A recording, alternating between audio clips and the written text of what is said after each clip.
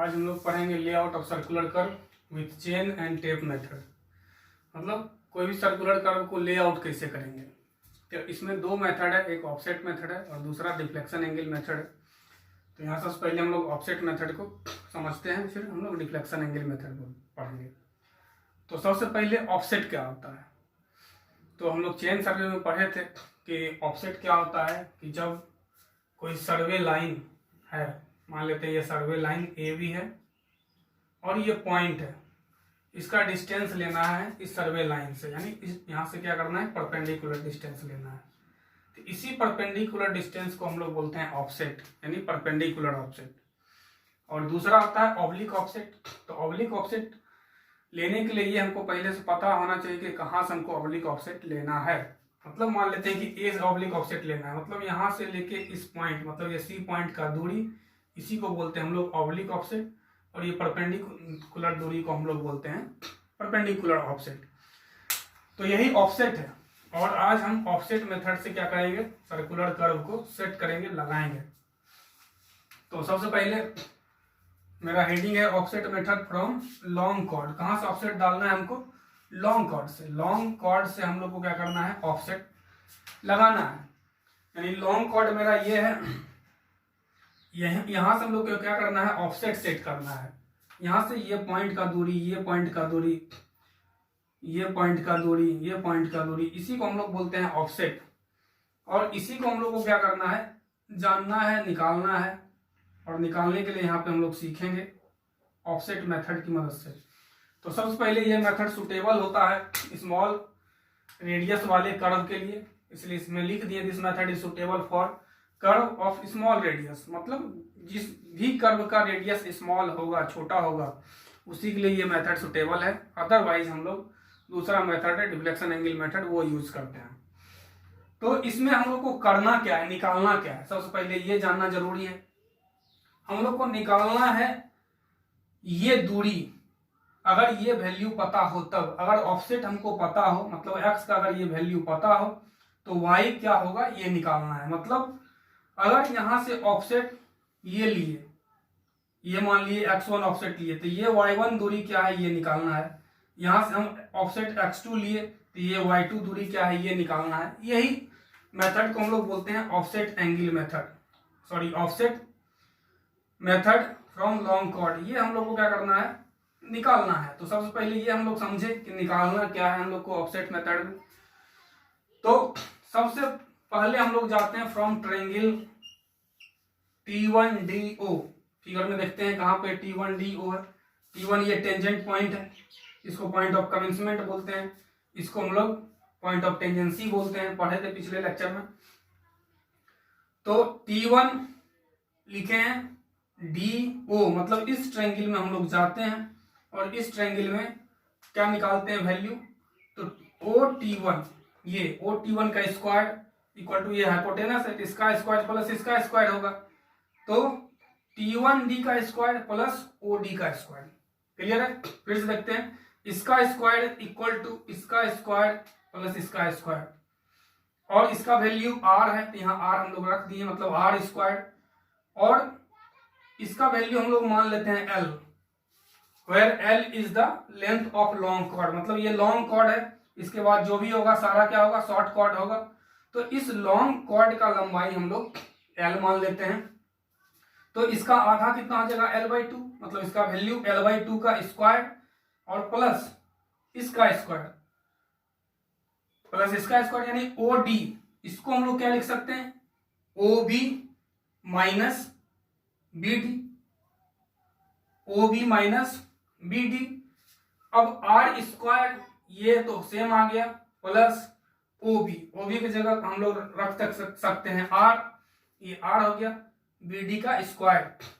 तो यहां से इस पार्ट को इधर ले आए, यहां से इस पार्ट को उठा के इधर ले आए, तो ये बच गया R माइनस BD का square equal to R square minus L/2 का square.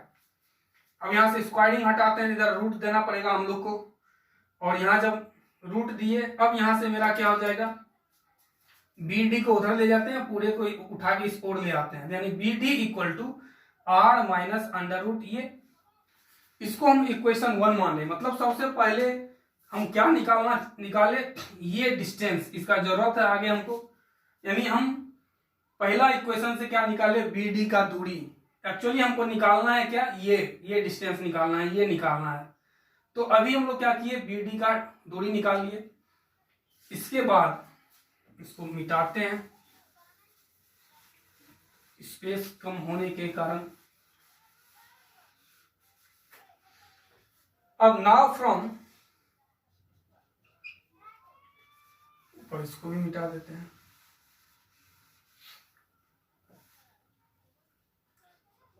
Now EN equal to LD equal to LO minus OD। देखते हैं यहां पे क्या लिखे हम लोग। EN इक्वल टू ये होगा, दोनों पैरेलल है, और ये इक्वल टू क्या होगा, LO माइनस OD। मतलब पूरा में ये दूरी माइनस कर देंगे तो मेरा ये बच जाएगा। क्लियर।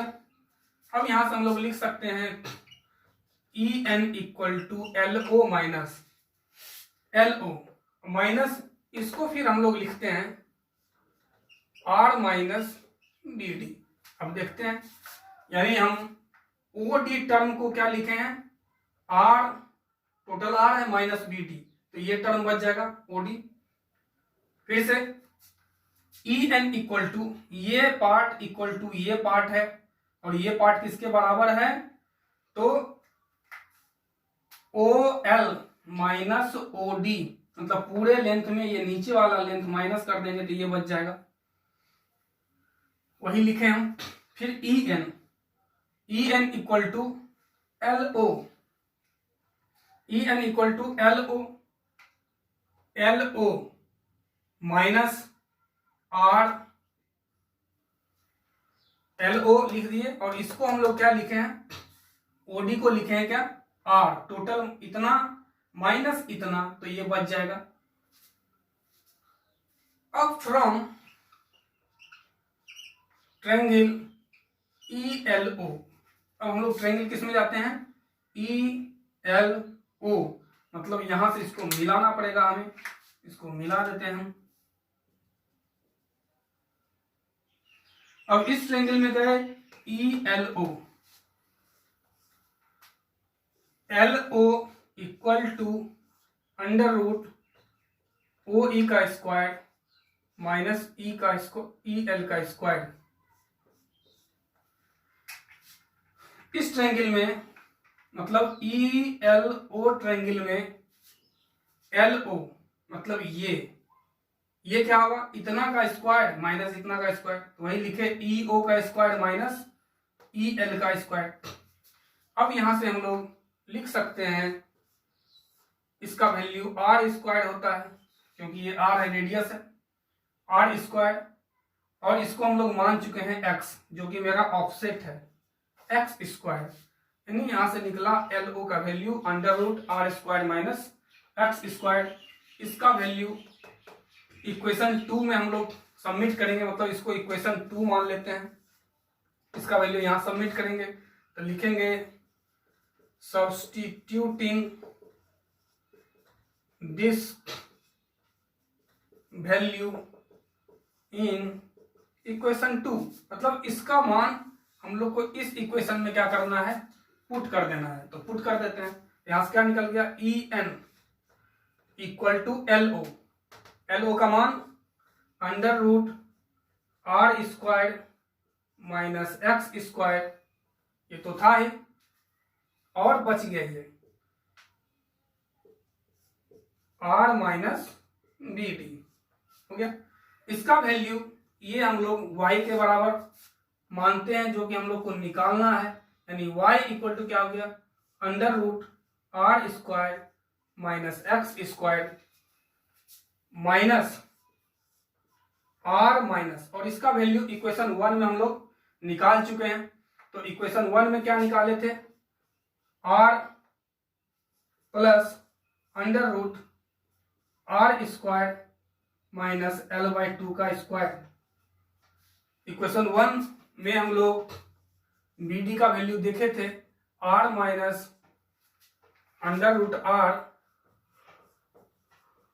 माइनस L/2 का स्क्वायर, इतना ही निकाले थे। तो अब यहां से क्या हो गया, ये r और r कैंसिल हो गया, कैंसिल कर देते हैं, ये r और r कैंसिल, यहां से निकल गया y equal to under root r square minus x square, उसके बाद minus under root r square minus L/2 का होल स्क्वायर।